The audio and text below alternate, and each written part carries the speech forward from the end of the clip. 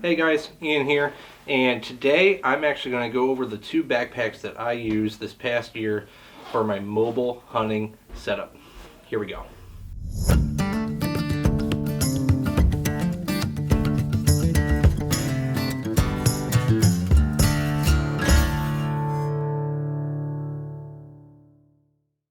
Alright guys, so the two backpacks that I used this past fall in conjunction with my mobile saddle hunting setup is the EXO 3500 pack on a K2 frame and the Mystery Ranch Galligator. So there are two very different packs. One's a frame pack, the other one's not. And it kind of depends on a couple different scenarios in which I would use these. And I'm going to go over kind of like the features of each pack, talking about the frame pack, the EXO, and maybe what I'm using, kind of what I had in mind when I got it, and maybe offer some other suggestions where if you wanted to run a frame pack from EXO and have some versatility, you could use that. And then the Galligator, which is kind of like the way cheaper bag, and basically how I kind of use that one to just carry the bare essentials going in and being really light and going hard. So first up, I'm going to talk about the Galligator by Mystery Ranch. So the Galligator by Mystery Ranch, very small, light, thin straps, and that's kind of what I wanted to go for with this pack, but have the ability to have top access, top zipper pocket here, and that lovely Mystery Ranch open up the top and then tear away, zipper down the backbone or the center of that pack. Now, when I was looking at this pack and I was trying to think of how to use this with my mobile setup, I mainly ran this pack if I was going to use one of my quick sets. So basically those are the sets that I had pre-hung in places where it was kind of easy for me to drag a deer out. Or if I was close to the truck, I could just run back and grab the EXO if I needed to. With that in mind, I liked trying to find the backpack where I could attach the foam pad that I would use for my knees up in a tree before it started to get colder, and just the bibs actually worked just fine for doing that.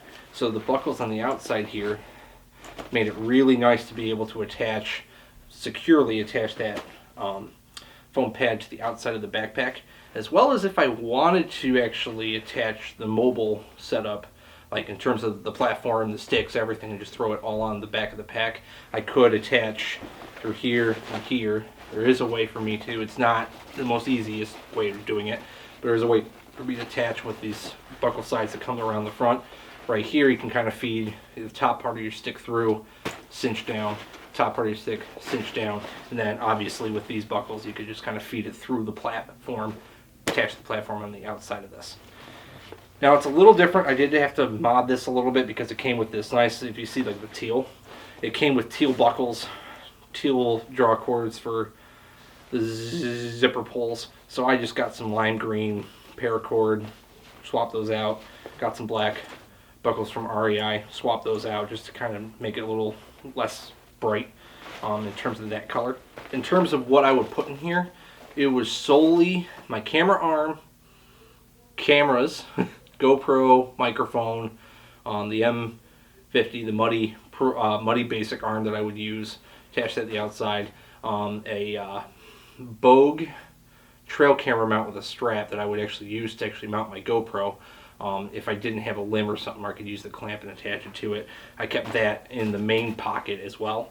Then in the top, I would keep food, grunt call, headlamp, med kit, that kind of thing, all up in the top part of this. And then on the outside you got your elastic things for putting your Nalgene, or you can run your headlamp on the outside of there too. I've done that too. But it's really simple. It fit the basic needs where if I needed to, it was compact on my back, it's light, and it just kind of fit that sweet spot niche where the other day packs that I kind of had were A, falling apart, and B, heavy. And it wasn't super streamlined in terms of there was not an easy way to mount everything onto there, and the added weight of just the way that pack was, I didn't like it. So Mystery Ranch Galligator. So this is the EXO 3500 3500 bag on a K2 frame. This was right before they came out with the K3 frames. What's nice with the 3500 bag, and the reason why I kind of went with that, is it came with lid, and it was more so if I kind of wanted to do like and I still do, want to do like a backcountry hike, camp, whitetail hunt. So maybe somewhere in the Adirondacks or the Finger Lakes National Forest, where you have to carry some camping gear on here, and that's where this bag, having a little more extra space, being able to carry that kind of stuff, as well as the hunting equipment, it was very easy to attach the platform, the sticks, everything else to this, so I could carry even like a little bit extra. In terms of maybe my jacket, I could keep that inside the pack as well, especially like in the early season where it starts off hot, then gets cold, or starts off cold and then gets hotter. I have a way to carry an extra insulating layer for my outer shell in the pack, so I always had that. And also, because of this being a frame pack, the one other addition that I made to this, other than what I do with the Galligator, which I have my camera's arm, GoPro mount. I also have a bag that I have quarter bags. All my game processing is my kill kit, and a little 4-liter dry sack that I keep in the bottom of the pack. That's the first thing that goes in. Everything else is on top of that. So if I do get a deer while I'm wearing this, mainly like public land or a place where I deem it necessary or more advantageous for me to just quarter the deer out, I have a frame pack to then just take it off. You can look up reviews for them, but take it off, put the meat on there, haul that deer out, and as well as carrying all my extra gear. So this is more of that if I'm going to go a little bit farther, do a backcountry hunt, was when I initially got it, where it's like a very minimalist type thing, but it does also fit that day hunt mobile where it's on public land, I'm back in a ways, or there's a lot of hills, I'm in a lot of up, down, steep terrain, where it'd be more advantageous for me to just quarter the deer out, slap it on my back, and haul that thing out. This pack weighs, I believe, about 7 pounds without anything in it, so for a frame pack it's actually really light. Plus, First Light Fusion, it's also great, love it. This is also a pack that I'll wear when I'm rifle hunting during gun season as well, where I'm going to be more mobile, moving on my feet. I do know when I get up into a tree, this pack is a little harder to maneuver in terms of being able to get it off, put it back on, and it takes up a lot of space in the tree. But what's nice is I have used this before. Usually when I'm running that setup and I'm carrying my mobile setup with me, I'm not going to carry the foam pad. I'm actually going to just use my backpack. So there's a couple different ways in which you can do that. I'll run over in another video that's going to come out, is in part of a series, is I'm just going to go over what I've learned this past season with saddle hunting and some tips and tricks that I've heard, learned, and just kind of tested out myself. And one of the kind of cool things is this padded hip belt that's here. See, so you guys are the tree, I'm facing the tree. If I had my pack hanging like about here, this padded hip belt sits about knee height, and there's a lot of padding to it, so I'll actually just bend my knee, just use that right there. Or if worst case comes to worst, I can actually slide this whole pack right in front of me if I'm feeling like I'm not going to have to turn around or do a whole lot of crazy stuff. I'll just keep it right in front of me and just use the pack as my knee pad instead of actually bringing an extra knee pad, foam pad kind of thing that I have set up for that use. Now, some options that they do have now, that if you're not planning on doing like a backcountry hunt at any point and it's just like day hunting, they do offer an 1800 bag now it's supposed to be for the K3 frames. You can use it on a K2 frame, but the K3 frames are pretty slick. But you want to get that 1800 bag. A little less carrying capacity, but that's fine. It lowers your profile down, and you don't need to be walking around with all this stuff, because I'll actually carry my Outdoor Research backcountry organizer that has my knife sharpener and a bunch of other survival stuff, med kit, depending on how long I'm going to be out, maybe some food, And how long I'm out and how far back I'm going, I'll bring some food. But I just have that room to be able to carry all that, along with ways to get water, anything else that I would need that where I'm not going to be in the immediate vicinity of my truck, and I'm going to need to be a little more self-reliant. So that is the EXO Mountain Gear K3500 backpack. So some of the things that I've kind of found tips and tricks wise in terms of actually mounting with both of these backpacks, mounting my mobile setup actually to the pack to carry it out.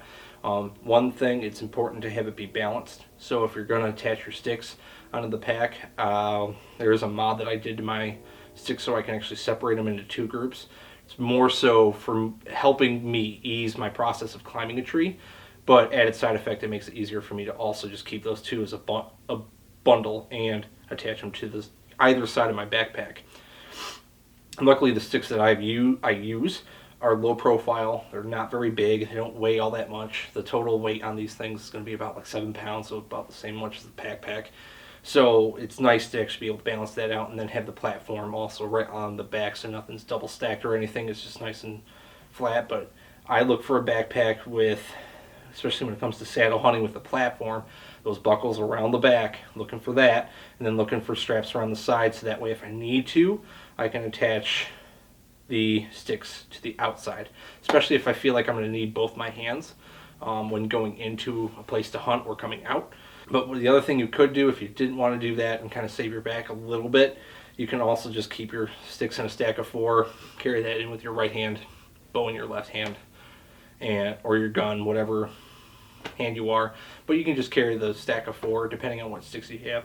If you're going with that lighter route, which I highly suggest, you can also do that. It's not the end of the world actually having to carry your sticks back in, especially if you're not going to go miles back in or anything like that, where it would be more advantageous for you to put it on your back.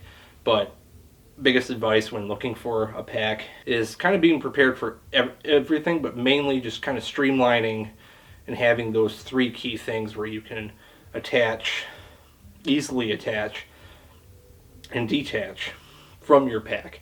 Your sticks on the side, having the side straps, platform on the back, straps come around, clicking onto the back there. That's what I just found it's the easiest thing for me, just in terms of just being able to get out there, get set up, carry it in, carry it back out. So that would be, if you're looking for a pack, you don't necessarily have to get these two. These are just what I use, and I like them.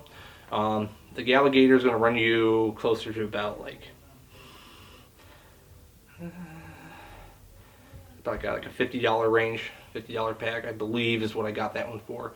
While the EXO, whether you get the 1800 or a frame pack, a good one that's light and has all the supports that you need, that's going to run you close to $600. But I got this like 2-3 years ago, so, and it's been great, holds up just fine. But you don't necessarily have to get the EXO frame pack or the 3500 bag or that mid-range bag. It just depends on what you want out of your hunt and what you're planning on doing. Hope you guys found this video insightful. If you haven't yet, hit that red subscribe button below, hit the bell for notifications, and I'll see you guys on the next one. This is Ian, out.